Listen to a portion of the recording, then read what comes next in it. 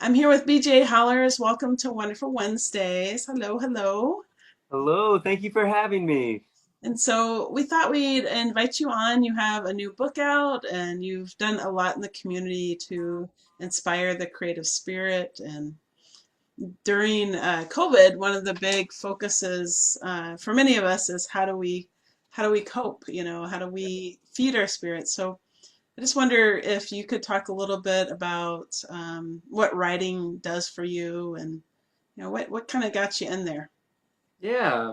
And I think as the weeks and months go on in this new normal, it's become sort of all the more important. And I guess the way I've been kind of trying to find some sense of balance and support for the wider community in these times was probably by way of not even my own writing, but this project I started in March called Hope is the Thing. And Hmm. so it just came out of nowhere. It was just this like that yearning that I think so many people were feeling of what can I do? What skill set do I have that might be of useful to someone else during this time? And so short version is for about 3 months, every day we posted a new, fresh piece of writing from primarily Wisconsinites. They all borrowed the title from Emily Dickinson, Hope is the Thing with Feathers. We just replaced the with feathers with whatever the hope was. And then they were poems, they were short prose pieces, and we would just kind of post them day after day on the Writers Guild website. And it was astonishing. The readership was like something we'd never seen before, and it kept growing and growing. And the cool part about it is it's actually going to be a book now. So the book's going to come out in the fall, and it's a lot of different pieces. It's not all the stuff you read before online, but I wanted to make sure we better represented the entire state. And so we've got 100 pieces from folks all across the state, all demographics and everything else. And taken together, I spent a lot of time editing this over the past few months, and it really is. It's a book full of hope, and in the places you would least expect to find the hope sometimes. So that was really the gift I was trying to give to others, and it turned off kind of being a gift for everyone involved. So it's pretty exciting. Well, what brought you into writing as a little BJ Hollers? What was it that got you to pick up your pen for the first time? Well, I can show you. Can you just give me 10 seconds here? Oh, sure, sure. Let me just see if I can find the prop. Okay. Here we go. This is the beauty of doing things in your basement. I I know. recently came across this. This is my debut book. My Brother is a Little Devil by B.J. Hollars. Note the bling I have there. First Yeah. grade, maybe kindergarten. So yeah, this is my first book ever, and it's about how my brother, loosely based on fact, how he hit one of my friends with a bowl Oh. over the head. Just it wasn't a big deal, just stupid and kids. And then in the book, which was also true, the next page, just to throw up the next level of plot, he hit my friend with a different ball. So stupid. But that was sort of it. As a kid, I loved the power of pen and paper and ink and realizing that you could start with nothing and end with something. And I vividly recall it was so silly, an empty popsicle box. And I think it was like Kool-Aid popsicles or something weird. And I cut some holes in this box and I took a paper towel roll and kind of put it through the top. And it started to look kind of like a video camera. And I kept working on this thing and I looked at it and it was literally nothing, just a hunk of junk. But that was the first moment I remember thinking, I've created something, and I just loved that idea so much. And from there, it just kind of I saw a book on my first grade teacher's desk called Writers Express. It was a teacher's book about how to teach writing, but I stole it off her desk. And on the back page of this book, I still have my copy. I asked my parents for a copy of this teacher's edition of a book in first grade. But on the last page, they had like a cardboard kind of 2-page keyboard. And so you could like practice typing on the back of this piece of cardboard. And I would sit there and practice typing stories into the air for hours. And I thought to myself, if I was investing this much time to thin air, maybe I should invest in putting the words down for real. So those are sort of the many answers that kind of got me hooked. Nice, nice. Well, what would you say is a theme in your writing as far as, I noticed that after 10 years of ministry, we kind of joke among ministers, you write what is the theme of your writing sometimes? Right. And maybe we're in the same boat in that after a while you kind of realize I'm kind of running low on stories. This is kind of who I am. Where do I go next? But the beauty, of course, for me is that with nonfiction, the stories are limitless, and whether it's looking inward or looking outward, or my favorite, which is a little bit of both, there's always opportunities to tell that next story. And for me, the greatest pleasure, the greatest joy is always working closely with someone to tell their story. And oftentimes, just on Friday, I interviewed a woman whose dad was a former Madison mayor in the late 50s, and people kind of forgot his name. But he had a huge role in history, actually. And I reached out to his daughter out of the blue. She was not expecting to hear from me or anyone who was that interested anymore. And she was so touched and so grateful and so helpful in helping me better understand his story. And it's just one more friend I would have never had I not just reached out. And so I think back sometimes of all the people who started out as kind of subjects or interviews, and now we're sending holiday cards and regularly chatting. And that's the beauty of this. Yeah, kind of that extended community and discovery, and yeah. Yes. Yeah, exactly. And now you have little people in your life, and I see you fostering um, this Midwest artist school, and I'm probably not getting the name of it right, but that's it. So basically, a kind of what you did for the writers' retreats, but making it available in a broader spectrum for younger people.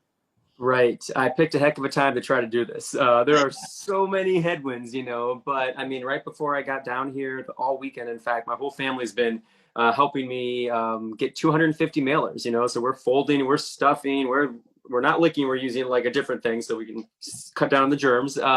Addressing, personal note on everyone, sticker on the back. It is so many pieces just to invite a young person to potentially apply, but it's where my heart is. And the older I get, the more I find myself caring less about my own scholarship and more about how do we lift up the next generation of artists. We only have so much time, and no matter how hard I work, I will never be able to produce as much as 50 young people throughout their lifetimes, and even if a fraction of them are at it, that's still, let's say, 10% creating. If they can get 10 people to create as well, eventually we have this wonderful ripple effect, and so I like being one small part of that. But again, it's from top to bottom. I think people think of me as like the MC and welcome guy, but I'm the one like putting the thing in the envelope too, So I think it just goes to show that it takes a lot of people doing a lot of often menial tasks just to create an opportunity for someone. There's no money in this for me. It's just I want so deeply for young people to have what I had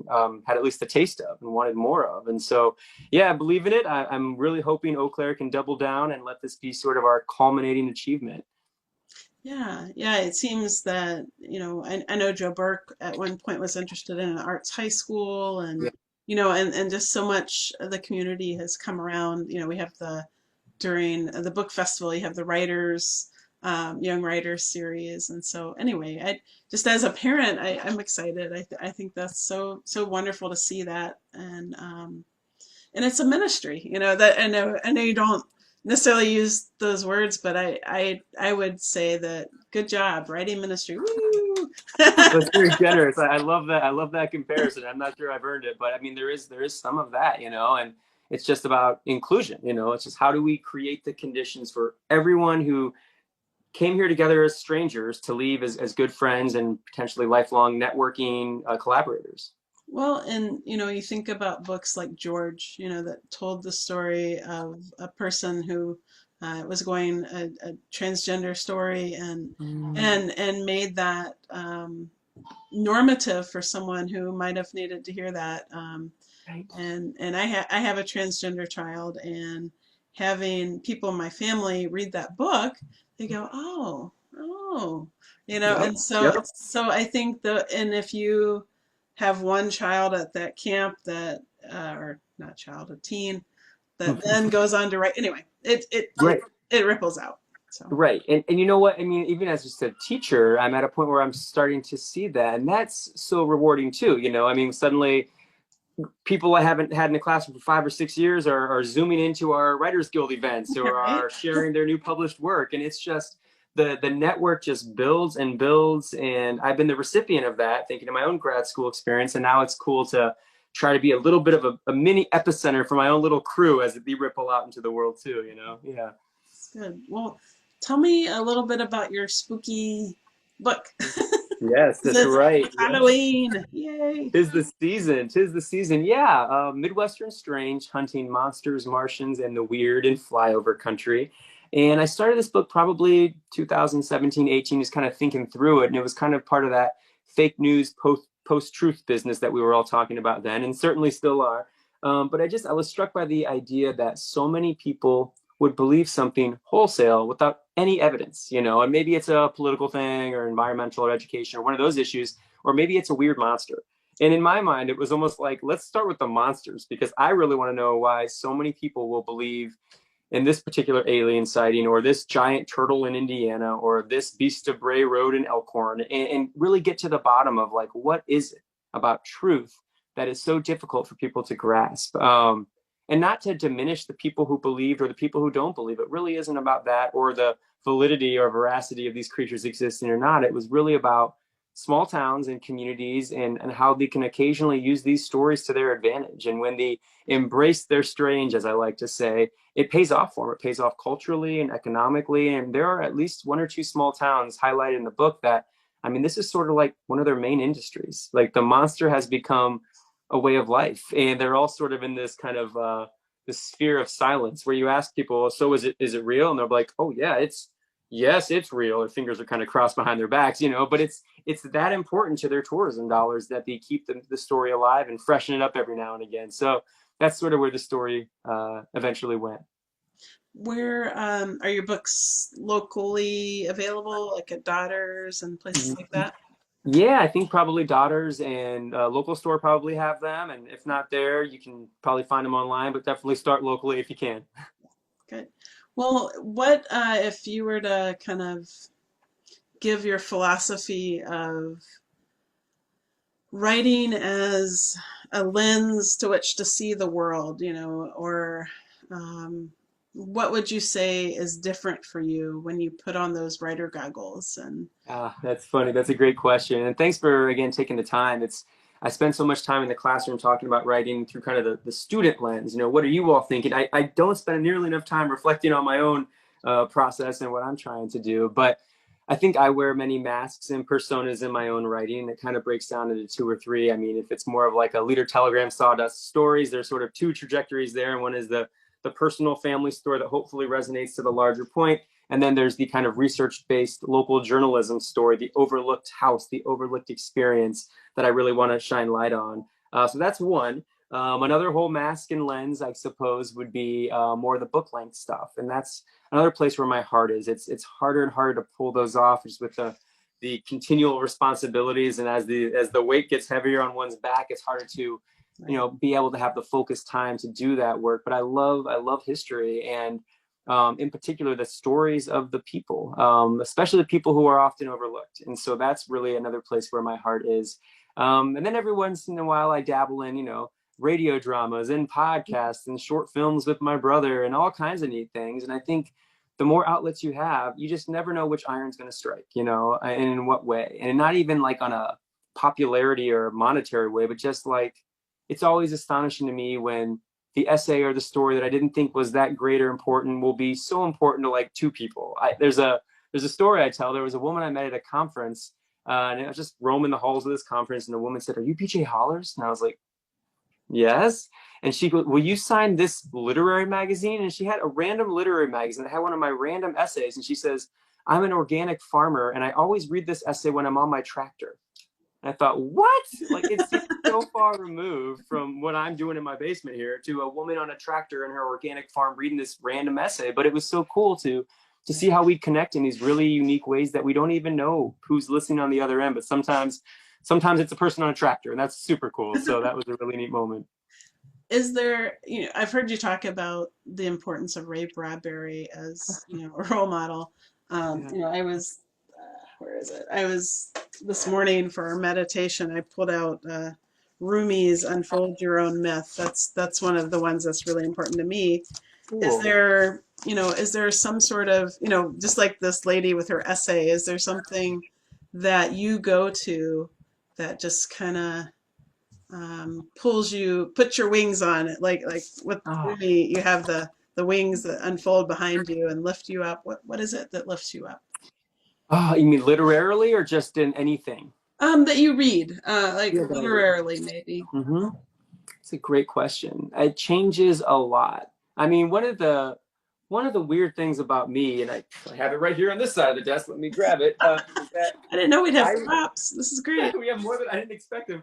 I read like magazines from 1963, the way most people read like the newspaper. So here I have a Look magazine about JFK and his son from 1963, and I'm reading these old, in memory of JFK, 1963, old magazines, as if sorry, um, as if it's like today, and it's a chance for me to kind of tap into that world. And often when I'm writing about a particular subject, I want to be in that world fully. And so I think a lot of times what I'm most excited to read, it's the thing no one else in the world is reading today. It's an old interview in a JFK archive most recently.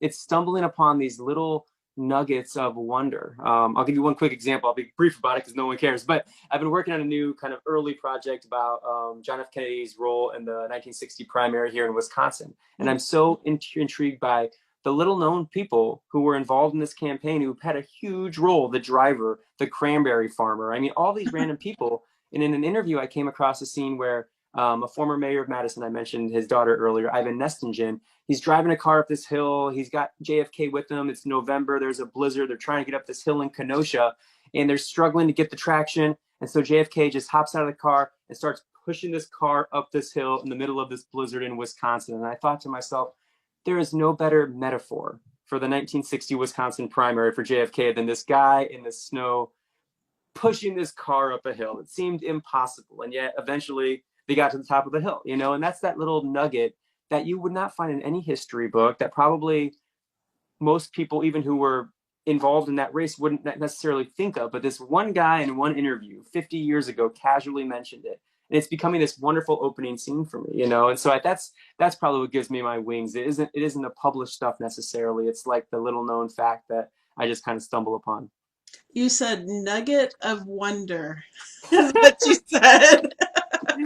Your bumper sticker's ready. Yeah. There you go. There you go. Your nugget of wonder. That's great. I think that's a COVID thing. Yeah. I'm gonna ask you that again. Please do. Well, is there anything that you would want to say to people right now about just about writing and being a teacher during COVID? I mean, that's so hard, to teach. Yeah. Yeah, I mean, it's a hard time for everyone. I try so hard not to complain too much, at least outside my household. Out in here, I'm complaining all the time, but Good. the wife Good. You world, need I always you want need to. to. Yeah, my poor children's like, why is Daddy always pulling out his hair? Why is it going gray? But the truth is, I guess the teaching has been really a buoy for me, and it's weird, and it's not the way any of us intended it to be. Mhm. But I spent a large part of the summer creating this whole podcast series just for this one class. So every week they got this 30-minute podcast just for me. I've got music from a former student who let me borrow it. And it'll be there forever. No one's going to listen to this on their own time, but it was so cool. I was so worried that maybe I would get sick and I wouldn't be able to finish teaching the class. And then we've got seniors here who need to graduate, and I just didn't want them to be in a position where suddenly they're somehow stuck. And so I spent all of July trying to get this podcast series up, but that's been really rewarding. They really seem to be reference it in class, and I haven't listened to them since because I just can't bear to do it. But the way they reference it, it's clear they're listening, they're engaged, and it's really just an extra layer to the classroom. And it's become exciting for me because the work I'm seeing this term is like they're tapping into a place I've never quite seen before. This last week, the essays I received were just jaw-dropping, astonishing, and hopeful, and heartfelt, and earnest, and researched, and like all the things I'm always pushing in the upper level classroom. But they're at a whole new level right now, and I think it's the resiliency. It's like they're doubling down like the rest of us are. So just I have all the props to them in the world. I'm so impressed at what they're doing. So I think that's probably